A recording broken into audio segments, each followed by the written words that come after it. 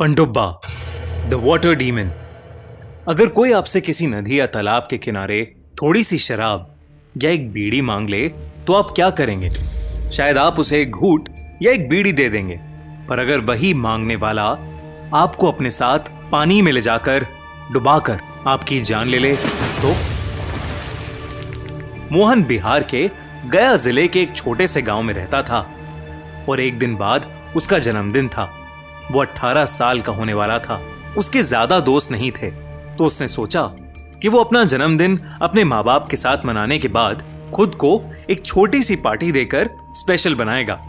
पर उसे क्या पता था, पर ये उसकी जिंदगी की सबसे भयानक पार्टी होने वाली थी।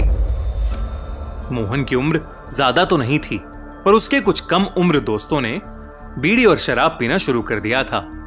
मोहन को लगने लगा था कि शायद बड़े होने का मतलब बीड़ी और शराब पीना ही था। उसने डिसाइड कर लिया था कि इस साल अपने जन्मदिन पर वो कुछ बड़ों वाला काम करेगा। मोहन ने प्लान बनाया था कि वो स्कूल से आएगा, मम्मी पापा के साथ खाना खाएगा और सबके सोने के बाद अपने पापा की अलमारी से बीड़ी निकाल लेगा और एक प्लास्टिक की बोतल में उनकी थोड़ी सी विस्की डालकर अपने बर्थडे को सेलिब्रेट करेगा। बहुत दिमाग लगाने के बाद मोहन को आइडिया आया कि वो अपनी पार्टी किसी ऐसी जगह करेगा जहां उसे कोई नहीं देख सकता था, और गांव के पास वाले तालाब से बेहतर जगह हो ही नहीं सकती थी। उस तालाब के पास रात के समय कोई नहीं जाता था, लेकिन उस गांव के लोग कहते थे कि 10 साल पहले एक लड़के की उसी तालाब में पनडुब्बा के हाथों मौत हुई थी। पनडुब्बा के बारे में मोहन ने कई चीजें सुनी थी। कोई कहता था कि पनडुब्बा उस तालाब में रहने वाला एक राक्षस था, तो कोई कहता था कि अगर उस तालाब के पास कोई जाता है तो कोई जानवर जैसी चीज उसे पानी के अंदर खींच लेती है। पर मोहन इन सब बातों में नहीं मानता था। उसे लगता था कि ये बस बच्चों को डराने के लिए बनाई हुई कहानियां थीं। फाइनली मोहन का जन्मदिन आ गया और वो अपने प्लान के मुताबिक पहली बार इतनी रात में घर से बाहर निकलकर उस तालाब के पास जा रहा था। रास्ते में एकदम अंधेरा और गहरी शांति थी। मोहन अपने फोन की टॉर्च ऑन कर खेतों के बीच से जा रहा था, जहां उसे बस अपने कदमों और झिंगुरों की आवाजें आ रही थीं। तभी उसे अपने सामने वो तालाब दिखा। मोहन के अलावा वहां दूर दूर तक कोई नहीं था। उस तालाब पर सन्नाटा छाया हुआ था। मोहन को थोड़ा डर तो लग रहा था, पर उसने अपने डर को अपने अंदर समेटा और तालाब के किनारे बैठ गया। वो नहीं चाहता था कि उसे कोई भी वहां देख ले, इसलिए उसने अपने फोन की टॉर्च भी ऑफ कर दी। हर तरफ केवल अंधेरा था, बस चांद की रोशनी थी जो उस तालाब पर पड़कर आसपास फैल रही थी। तालाब के पानी की शांति के साथ दूर दूर तक बस झिंगुरों की ही आवाजें आ रही थीं। मोहन ने बड़े ही आराम से प्लास्टिक की बोतल खोली और विस्की का पहला घूंट लिया, और तभी उस तालाब की शांति में एक हलचल हुई।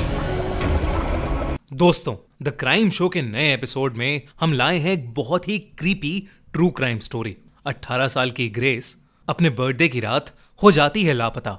इन्वेस्टिगेशन पर पता चलता है कि उसे डेटिंग ऐप टिंडर पर एक लड़का मिला था जो कि एक साइको था, और उससे मिलने के बाद से वो गायब है। क्या हुआ ग्रेस के साथ, जानने के लिए देखिए हमारी नई स्टोरी टिंडर मर्डरर हमारे नए crime channel the crime show पर। लिंक डिस्क्रिप्शन और पिन कमेंट में। मोहन ने पीछे मुड़कर देखा तो वहां कोई नहीं था। उसे लगा कि कोई तालाब का मेंढक या मछली होगी, तो उसने उस पर ज्यादा ध्यान नहीं दिया, और अब अपनी जेब से एक बीड़ी और माचिस का डब्बा निकाला। उसने बीड़ी अपने मुंह में रखी और जैसे ही उसने माचिस जलाई, उस आग की रोशनी में उसे अपने पास कुछ दिखा। उसने माचिस की लौ को साइड में किया, पर अब वहां कोई नहीं था। उसे लगा कि ये सब उसके मन का डर है, तो उसने विस्की का एक और घूंट लिया, फिर आंखें बंद की और वहीं लेटकर बीड़ी पीने की कोशिश करने लगा। अचानक उसे महसूस हुआ कि ठीक उसके मुंह के पास कोई है, जिसकी सांसें मोहन के चेहरे पर आ रही थीं। मोहन ने आंखें खोली तो उसे 2 चमकती नीली आंखें दिखीं, जिसे देखकर वो घबरा उठा। वो डर के मारे झटपटाया तो वो नीली आंखें उससे थोड़ा पीछे हो गईं। मोहन घबराहट के मारे वहां से उठा और अपनी टॉर्च जलाकर उसने देखा कि उसके बगल में एक बहुत ही अजीब सा जीव बैठा था, जिसका पूरा शरीर काई से भरा हुआ था। उसके हाथ और पैर दोनों उल्टे थे, नाक बेहद बड़ी और लंबी, बड़ी बड़ी बाहें और 2 हाथी जैसे धारदार दांत थे।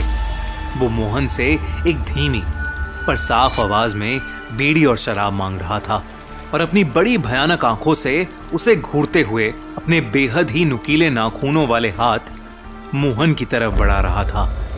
जैसे ही मोहन ने उसे अपने पास आते देखा, उसका खून जम गया, क्योंकि उसे समझ आ गया था कि वो पनडुब्बा ही है जिसके बारे में सभी गांव वाले बात करते थे।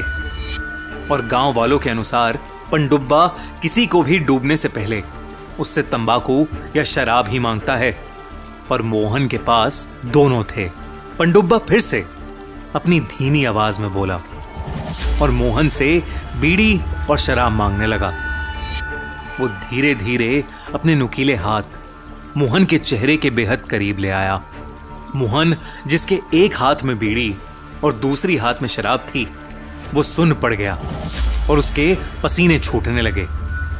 पनडुब्बा अब धीरे धीरे उससे बीड़ी और शराब मांगते हुए उसके और पास आ रहा था। वो बस अब उससे एक सांस की दूरी पर था कि तभी मोहन ने वहां से भागने की कोशिश की, पर पनडुब्बा ने उसे पकड़ लिया और उसे लेकर तालाब के अंदर कूद गया। मोहन को आखिरी चीज जो महसूस हुई वो ये थी कि पनडुब्बा उसे तालाब के सबसे गहरे हिस्से में ले जा रहा है और उसकी सांस धीरे धीरे खत्म हो रही है। अगली सुबह मोहन के घर से गायब होने की वजह से उसके पूरे परिवार ने गांव वालों के साथ मिलकर मोहन को हर जगह ढूंढा, पर वो कहीं नहीं मिला। फिर जब सब हिम्मत करके तालाब के पास गए तो उन्होंने देखा कि तालाब के किनारे एक प्लास्टिक बोतल और बस एक आधी बुझी हुई बीड़ी पड़ी थी, और उसी तालाब के बीचों बीच एक लाश तैर रही थी, जिसके मुंह, आंख और नाक सब तालाब के गंदी काई से भरे हुए थे। वो लाश और किसी की नहीं बल्कि मोहन की ही थी। मोहन की लाश को देखकर सबको यकीन हो गया कि उसका ये हाल और किसी ने नहीं बल्कि पनडुब्बा ने ही किया था। बिहार में कई इलाके ऐसे हैं जहां लोग पनडुब्बा के भूत से डरते हैं। अक्सर जो इंसान तालाब में डूब कर मर जाता है उसकी आत्मा को मुक्ति नहीं मिलती और वो पनडुब्बा बन जाता है। कहते हैं कि वो तालाब या नदी के किनारे वाले हर तंबाकू या शराब पीने वाले इंसान से अपनी शराब और तंबाकू की तलब पूरी करने की मांग करता है और फिर उसी इंसान को पकड़कर पानी में डुबाकर जान से मार देता है। ऐसा ही एक पानी का राक्षस यानी वाटर डीमन जापान में भी पाया जाता है, जिसे वहां के लोग कप्पा कहते हैं। तो दोस्तों, अगर तंबाकू और शराब की वजह से होने वाली बीमारी से अगर जान बच भी जाए तो पनडुब्बा आपकी जान जरूर ले लेगा, इसलिए सावधानी बरतें। आज की कहानी जनहित में जारी। हमारी नई crime story Tinder murder check out करना मत भूलना। एंड स्क्रीन पर क्लिक करो और देखो।